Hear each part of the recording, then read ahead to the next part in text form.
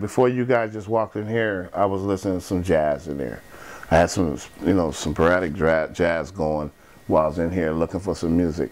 Back in the day, he would be sitting right here writing while that's going on, and something might pop up, or lyrics or something inspired by something, and at the same time when he's coming up with something he pulled from some records that we listened to, I'm pulling a musical side from it. I might grab something what he heard and take something else from that and sample, and we kind of meet together with that, because it was like it was in our little bubble what we were doing, you know what I mean? And you know, I don't want to give away certain songs where the lyrics was said one thing on a jazz record, but then he said it another way on the record, but I knew where he got that from. You know. Like, you know, there's a record I can play you and you're like, wow, that's sound like what Av said on Move Pieces, but he didn't say those words, but the tone, he said it just like you know, Stanley Clarke said it, but Stanley Clarke was talking about something else, but it was so beautiful what he said. Av found a beautiful way to say it, or what we were on, but he was inspired by him.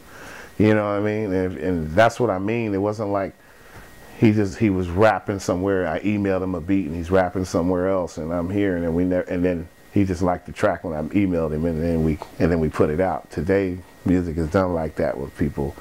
It's not the same to me. Now, the Coolio thing, this is what happened. Of course, we did it on Project Blowed, the Niggas, the song with Stevie Wonder sample.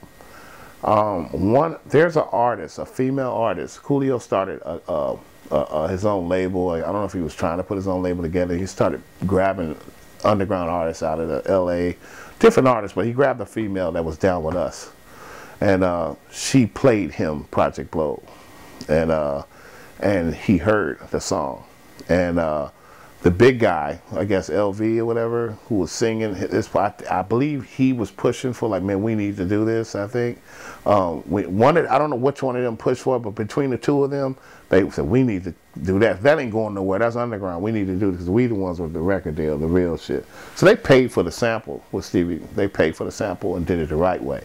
And then it was influenced, you know, by the song we did. And DK, I think he tried to sue about that. You know, he was upset about that because he knew about the girl who played the damn tape for them. And, you know, so I knew it wasn't nothing gonna come out of that because we didn't pay for the sample. And I had some experiences with samples because when I did Volume 10's album, I had to pay a few people for samples. You know, Bob James and Quincy Jones, I had to pay for samples, and that's when that first bit me in the ass, where I learned my lesson. You know, every producer is going to have that problem once they start dealing with the majors. I lost a lot of money behind that. So I knew that Stevie Wonder thing was just not even worth going after. Yeah. But, you know, I want to say they were inspired to do it the right way because ours was so hardcore and hood, you know, just niggas. It was just pushing it. Underground was being underground. We could never get on the radio. So we've been fighting for something that just wouldn't. We just wanted recognition that we did it first, you know, pretty much. I never said this on film before because I always forgot, but I want to give him his props. I originally started to do a compilation with Ocean Floor Records with Jerry Wilkerson. Jerry wanted me to do a compilation with, you know, all the artists that would like to work with me, and I originally started putting together the beats in Frisco. A lot of the beats I was just working, and I had a lot of studio time there. He would just put me up in the bomb studio, and all I had to do was just create. And I was just creating a bunch of stuff, man. And then the Ocean Floor thing kind of fell through. We didn't, you know, continue on with that. And I don't want to talk about that, but I will say that Jerry's the one that inspired it to get started. And then I took those beats back to LA, and I had so many beats that I had. Abstract used to play a lot of it. We lived together. He had all the guys and rappers used to be heavy into that Nintendo 64. You know, they was like heavy into that. So a lot of people used to come over to the house and play the video games. So what I would do is I had my studio in the back. I'd be like, hey man, I would just grab rappers off the couch and pull them in the room and say, I don't care what you do. I wouldn't let them go through a bunch of beats. You know, a lot of times you sit there, you like this beat, you like this beat. No, I was like, pick between these two beats. Oh, I like the first one. Okay, man, I'm finna push record, put these headphones on. What you go for and what the first hook you lay after your first verse is what we're gonna stick with, and then you can finish the rest. So a lot of them would listen to it a couple times, play it back again, play it back, and they just come with it right there, what they want to do. I only let a few of them go home and write because they couldn't get it that day like that, and I gave them a chance to come back the next day. And if they didn't come back in a couple of days, their beat was wrapped over. They had to get another beat because I was just pushing it like I need to get this stuff done, man. You know, I'm trying to, you know, put a record out. You know, I basically felt that Project Blow, which is Eddie Hayes, AC Alone, was taking too long to put Blow 2 out because he owns the rights to that. So I wanted to do one, and I just wanted to get some recordings done and see what I would, you know, what the heavier stuff we'll put out. Man, these cats was coming in there and laying these tracks like this, and we was just recording, and the next thing you know, within almost 2 months, man, I had 100 recordings. You know, it was like ridiculous. I had more recordings that y'all still haven't heard. I couldn't fit everything, you know, that we wound up putting out there. And then there were 2 other labels, different underground labels, that tried to attempt to put this record out, but they wasn't coming at me right on you know, to put it out. So I was just sitting on it I sat on it for a minute, and then finally Celestial Records came with the right understanding to put it out. And Daddy Kev, and then when we got the key, he had distribution through Capitol Records to get it mastered there. And then Carolina, we put out the first hip hop record through them, that distribution company. They were doing drum and bass, I believe, up to that point. We went to Capitol Records, and again, we couldn't fit everything on there. I came up there with a gang of DATs and a gang of MIDI discs of mixes, and at the time, man, the money kind of ran out to upgrade the equipment because my equipment was just tattered from just wear and tear, and I couldn't get the best mixes out of all that stuff. But the material was so raw. Some people said, let's leave it raw, man. It's underground. And we actually put it out like that, but we mastered it best we could at Capitol just to bring it out a little more and more. And we put out what we did, and that was that double CD we put out, you know. So that's how it came about. But I would say 3 months, but I made the beats, some of the beats previous within that year or 2 years. And then I finally had so many beats, it was time to start putting some voices on this stuff, you know. And a lot of them y'all still haven't heard. I decided now through experiences of releasing stuff without like having some business behind it. Everybody wants to get paid for everything, or I want to get paid if I put something out. But I decided just to not go through that hassle with so many things that just need to be heard. I'm thinking about releasing the Ganja album for free.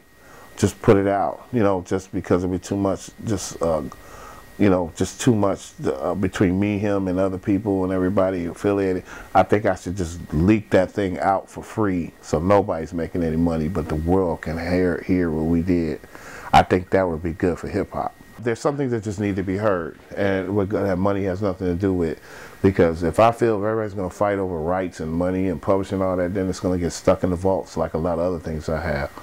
You know, I got a lot of stuff that I have stuck in storage that I have to get, that I need other people to move their furniture before I can get to my boxes, so I can let you guys hear. Yeah, I have that, and that is in a storage bin with a gang of furniture in front of my boxes that I have to wait till the people move their stuff to get to my boxes. Then I release that. Abstract has so much stuff through my development. Say, I had a band when Abstract first got with me. He had a band first before I started doing sampling with him. I put him together a whole band the first week he was with me, and I got a gang of that stuff recorded. When he freestyled with a band, that shit is amazing. You know, I compare it to like Rage Against the Machine. To me, it was dope.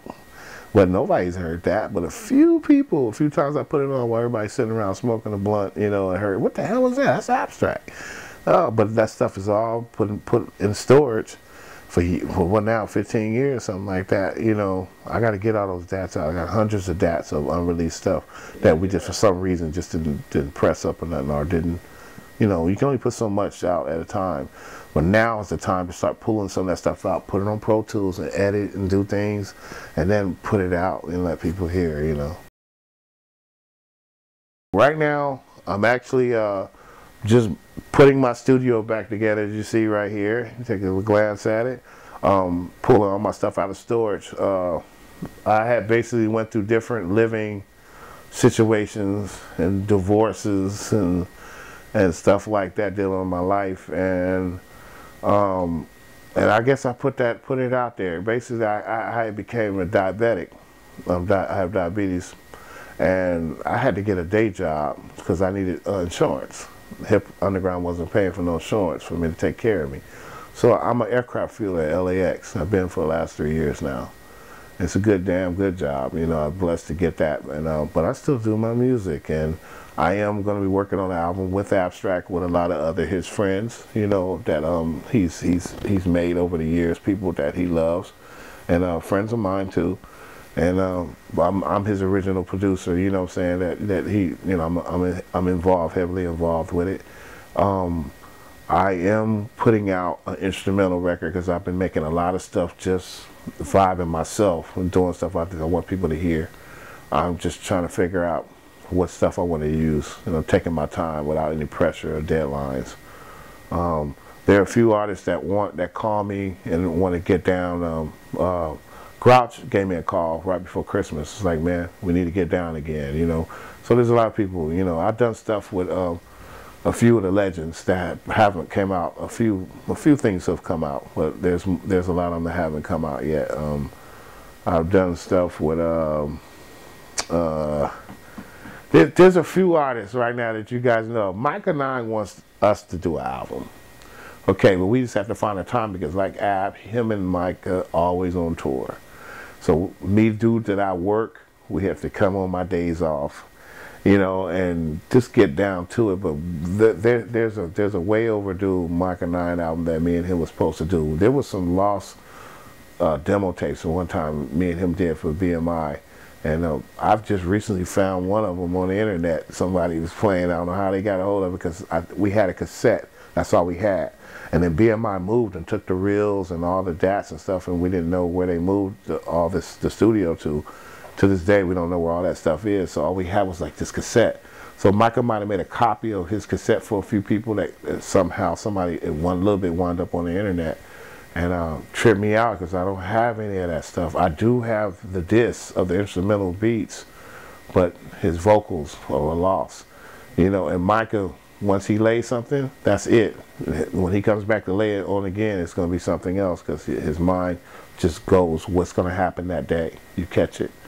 You know, he don't do the same painting twice. You know, you know. So, but it could be beautiful again. But it's just I wish I could have caught that stuff when we started. So we decided to finish that. And, you know, something we never did finish that we started.